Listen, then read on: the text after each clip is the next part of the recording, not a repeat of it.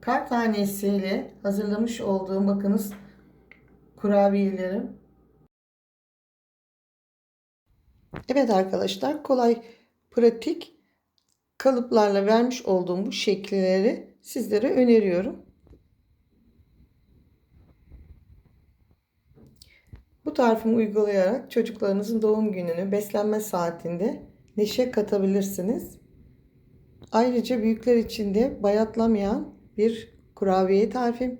Kavanozda 15 gün dayanıyor. Bu tarifimi denemenizi öneriyorum. Lütfen Servin'in mutfağına abone olmayı, beğenmeyi, yorum yazmayı, sevdiklerinizle videolarımı paylaşmanızı diliyorum. Merhaba arkadaşlar, Servin'in mutfağına hoş geldiniz. Bugün sizlere bisküvi gibi incecik kurabiyeler hazırlıyorum. Bu yeni yıl kurabiyesi olarak da hazırlayabilirsiniz. Tüm çeşitleri var, bakınız. Alt dokusu ince olduğu için şekil çıkartmak çok kolay oluyor bu kalıplarla. Yalnız bu kalıplar makineye atılmıyor, elde yıkanıyor. 200 gram oda sıcaklığında tereyağım var. Bunun için bir su bardağı pudra şekeri olması gerekiyor. Fakat benim evde kalmamış. Onun yerine toz şeker kullanıyorum. Toz şekerde biraz yağla birlikte şekerin yağa geçmesini sağlayacaksınız arkadaşlar. Bunu önce şekerle tereyağını bakınız hiç eritmeyiniz. Kıyır kıyır olması için mutlaka oda sıcaklığında olacak. Şimdi bu şekeri ben tereyağını güzelce yediriyorum. Şimdi toz şekerimi tereyağla birlikte güzelce karıştırarak erittim. Bundan sonraki aşama arkadaşlar, yarım su bardağı buğday nişastası kullanıyorum. Bu çok güzel bir kıyırlık veriyor arkadaşlar. Ben bir su bardağı unumu ilave ettim. Unumu eledim arkadaşlar. Size de bu yönde elemenizi öneriyorum. 2 ilave ediyorum. Üzerine bir paket kabartma tozu 10 gram, 10 gram vanilya. Daha sonra tereyağını unuma güzelce yediriyorum. Bu aşama çok önemli. Mutlaka tereyağı una güzelce geçmesini sağlayın. Ben orta şekerli oluyor bu kurabiye vermiş olduğum ölçü. Eğer siz çok şekerli isterseniz 1,5 su bardağı şekeri kullanabilirsiniz. Şimdi tereyağı, un ve şekeri arkadaşlar bakınız şu şekilde güzelce birbirine yedirdim. Artık bu aşamada bir adet yumurtam var. Bir adet yumurtamı ilave ediyorum. O da yapıştırma görevini görüyor. Bu tür kurabiyelerde, bisküvilerde yumurtayı çok kullanmayınız. O zaman yumuşak olur. Yumurta hamuru yumuşatır. Şimdi bir tane yumurta yeterli oluyor. O da yapıştırmasını sağlıyor. Bakın. Hemen yumuşamaya başladı hamurumuz. Şimdi bu yumurtayı güzelce hamuruma yediriyorum. Güzelce yoğurdum arkadaşlar. Şimdi kıvamını size göstereceğim. Şimdi bunu ben dinlendirmiyorum ama eğer 1 saat buzdolabında dinlendirirseniz buna şekil vermesi çok kolay oluyor. Bir de pudra şekeri kullanmanızı öneriyorum. Hamurumun yumuşaklığı seviyesi budur. Şimdi ikiye keseceğim, ben bunu ayıracağım. 2 defa da açacağım. Şöyle bakınız. Çok güzel bir hamurumuz oldu.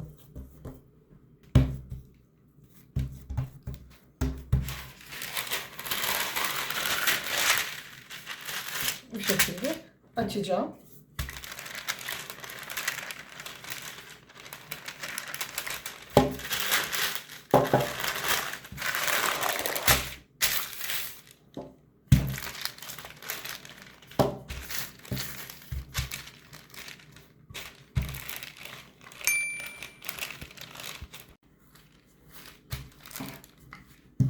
Eğer bu şekilde iki kağıt arasında açarsanız daha kolay oluyor.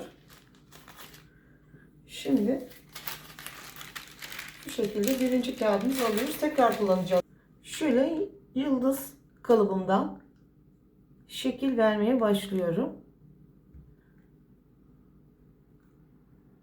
Ben dinlendirmedim arkadaşlar. Hamuru mutlaka ama mutlaka dinlendirin. Püf noktası dinlendirmek. Bir de pudra şekeri kullanırsanız çok daha rahat çalışırsınız. Şimdi şu şekilde bakınız tepsiye alıyorum. Tepsiye aldıktan sonra, çünkü ben ince çalıştığım için arkadaşlar, bisküvi gibi olacağı için şu şekilde aradaki parçaları şöyle bıçak yardımıyla alıyoruz. Bakınız. Ve şekli bozulmayan kar tanelerim hazır. 170 derecede fansız fırında pişmeye gidiyor. Arkadaşlar bu şekilde yapmayı sizlere öneriyorum. Hiç alıp da kalıp taşıma derdi yok. Şekli de hiç kesinlikle bozulmuyor. Bakınız. Şimdi pişmeye gidiyorlar. Çam ağacı yapayım arkadaşlar sizler için. Şu şekilde çam ağaçları yapıyorum. İkinci kalıbımı çam ağacı olarak kullandım. Kar taneleri fırında pişiyor. Şimdi çam ağaçları fırına gidiyor. Kar tanelerim pişti. Şimdi kar tanelerimi alıyorum tepsimden arkadaşlar, şu şekilde.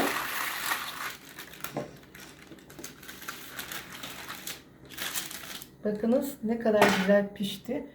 Bisküvi gibi inceliğini görüyor musunuz arkadaşlar? Çok ince açtığım için bunlar aynı zamanda çay saatinizde bisküvi gibi olacaklar.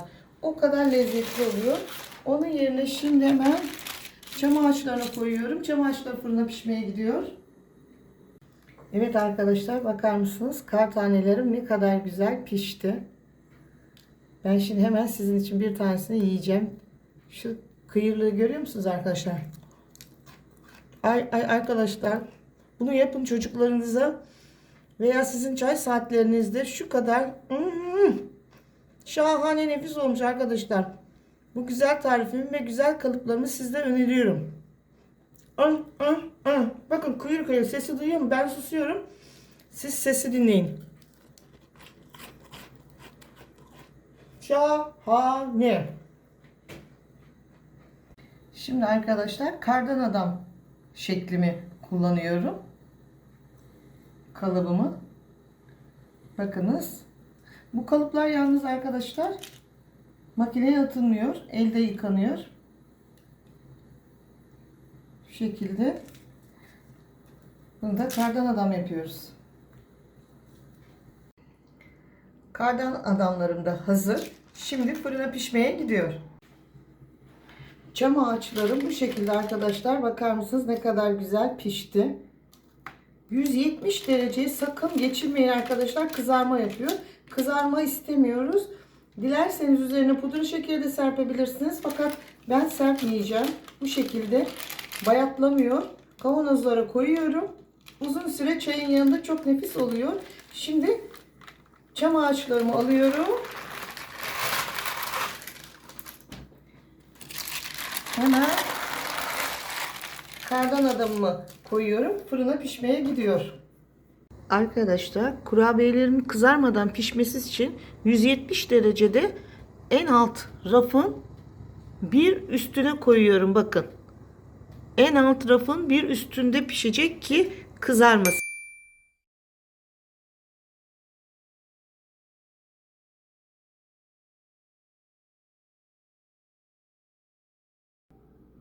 Kar tanesi bakın ne kadar güzel oldu arkadaşlar kurabiyem.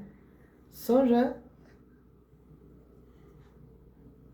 çocuk figürü veya kardan adam şekli çok güzel oldu. Daha sonra çam ağacı ile bir çalışma yaptım. Buyurun. 170 derecede pişirdiğim için kurabiyelerim kızarmadı. Bunlara kurabiye denmez arkadaşlar. Çünkü bu bisküvi arkadaşlar. Bakınız ne kadar ince. Bayatlamıyor da, kavanoza koyup buzdolabında 15 gün saklayabilirsiniz. Eğer pudra şekeri serperseniz sıcakken üzerine çok güzel oluyor. Fakat o zaman bayatlama yapıyor. Bu kadar çok kurabiye uzun süre dayanması için pudra şekeri serpmedim. Videomu izlediğiniz için çok teşekkür ederim. Eğer videomu beğendiyseniz ve hala abone değilseniz lütfen Selvi'nin mutfağına abone olmayı, beğenmeyi, yorum yazmayı. Bundan sonraki tariflerimden haberdar olmak için lütfen zil tuşuna basınız. Hoşça kalın. Sağlıkla kalın, mutlu kalın.